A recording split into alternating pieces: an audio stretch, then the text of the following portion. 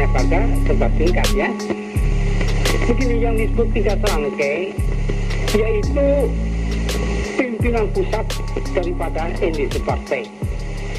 Adapun industri partai ini, partai yang pertama kali menuju ke arah politik, partai politik yang pertama. Memang dulu sudah ada perhimpunan-perhimpunan. Budi Utomo berdiri tahun 8, lalu perhimpunan-perhimpunan lain seperti di Sumatera, di Jawa, di Sulawesi, di seluruh Indonesia. Malah ada suatu perhimpunan rakyat yang umum, yaitu Serikat Islam. Tapi belum ada yang berani menunjukkan dirinya sebagai gerakan politik. Budi Utomo menamakan dirinya Usahatul During. Serikat Islam Ekonomi, baru industri partai yang menamakan dirinya partai politik menuju ke arah Indonesia merdeka lepas dari Nederland. Inilah yang agak istimewa. Dan ini berarti Indonesia merdeka.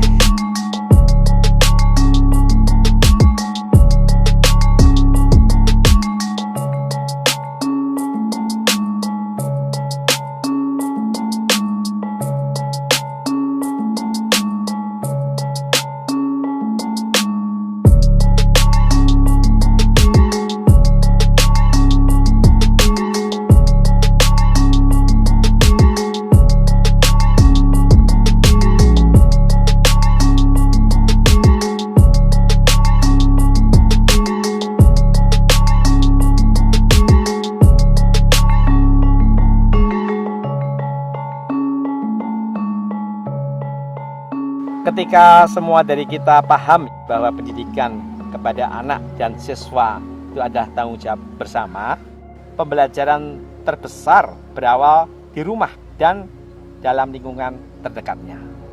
Dari risetnya Will Towers Watson ya, menyebutkan 8 dari 10 perusahaan di Indonesia itu kesulitan mendapatkan lulusan perguruan tinggi dalam negeri yang siap pakai. Kalau juga kita melihat tentang lemahnya daya saing di Indonesia ya, jadi jelas menurut Global Talent Competitiveness Index ya atau GTCI, Singapura tertinggi ya, Singapura itu tertinggi, nilainya itu hampir berapa? 77 ya, 78. Indonesia itu di atas Vietnam sama Kamboja.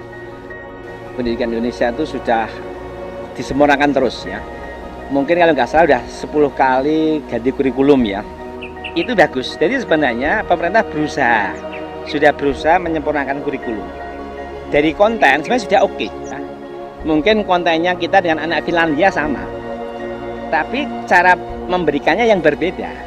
Kenapa kok indeks tadi pendidikan kita rendah? Ya karena apa? Pendidikan kita nggak menyentuh pada hal-hal yang esensial. Karena panca inderanya tidak pernah digunakan, hanya membaca, mendengar selesai, tapi dia menyentuh, merasakan, membau, itulah yang harus kita berikan. Itu yang namanya pelajaran.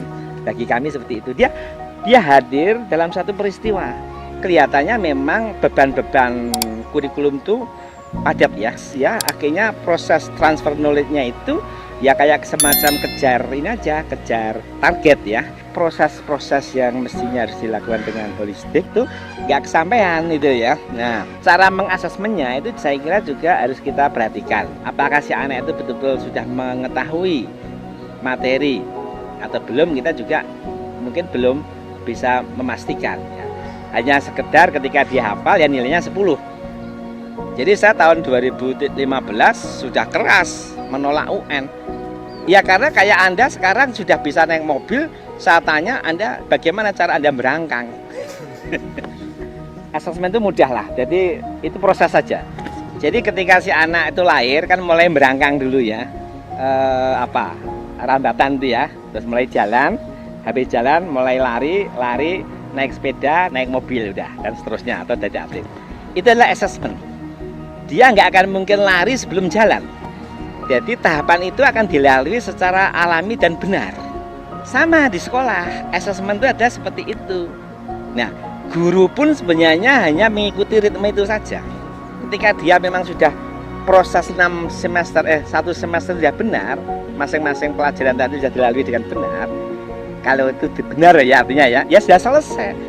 Dia kan nggak akan mungkin dapat bab 6 kalau bab 1, bab 2 juga nggak benar juga. Nah ini makanya disinilah peran sekolah itu menjadi penting. Homeschooling adalah proses pendidikan yang kita kembalikan ke keluarga. Orang tua ini sebenarnya yang punya peran penting dalam mendidik, karena dia tahu persis si anak itu siapa. Ya orang tua yang tahu cara mendidiknya seperti apa, itu tahu. Hanya mungkin kontennya yang harus kita berikan ke orang tua. Nomor 2, sekolah. Tutor-tutor guru kami mencoba selain di kelas, dia mengadvokakan keluar kelas. Dia langsung evaluasi di lingkungan. Ya sederhana-sederhana itu bagian dari tanggung jawab kami di sekolah. Jadi 20% di kelas, 30% di non kelas. Yang 50% dia betul-betul ada kebebasan melakukan suatu proses pembelajaran yang kita pandang baik seperti apa. Tadi ketika kita bicara 50% tadi ya, itu jelas kemandirian di situ memegang peranan. Jadi anak-anak kami, anak-anak homeschooling kami itu waktunya lebih luas, Mas. Jadi memang akhirnya kita memahami bahwa kenapa kami harus dengan homeschooling, karena kami sedikit akan lebih leluasa ketika kami mendirikan sekolah dalam bentuk non formal ya. Karena disitulah kami ingin mencari suatu kesempatan memberikan suatu pengembangan proses pembelajaran. Jadi yang pertama saya bangga sekali ya, bangga dengan anak-anak Indonesia ya, terutama yang masuk homeschooling kami. Jadi dengan pilihannya dirinya sendiri, saya harus masuk homeschooling, ini bagian dari sudah membangun karakter saya. Pilihan bagaimana dia harus mandiri, pilihan bagaimana dia harus mengikuti proses yang begitu mencerdaskan tadi ya, aktualisasi ya, proses pendidikan, dan juga proses-proses yang bagaimana kita mengempati ya, membumikan anak-anak itu tidak lepas dari akarnya, akar jati diri, terus membangun cinta kasih.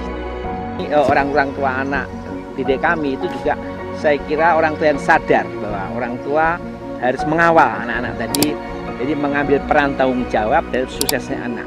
Anak dan orang tua itu kayak partner dalam rangka berproses belajar di homeschooling itu ya. Mereka lah sebenarnya yang diberi ruang dan waktu sebesar-besarnya untuk membangun karakter talenta anak-anak tadi.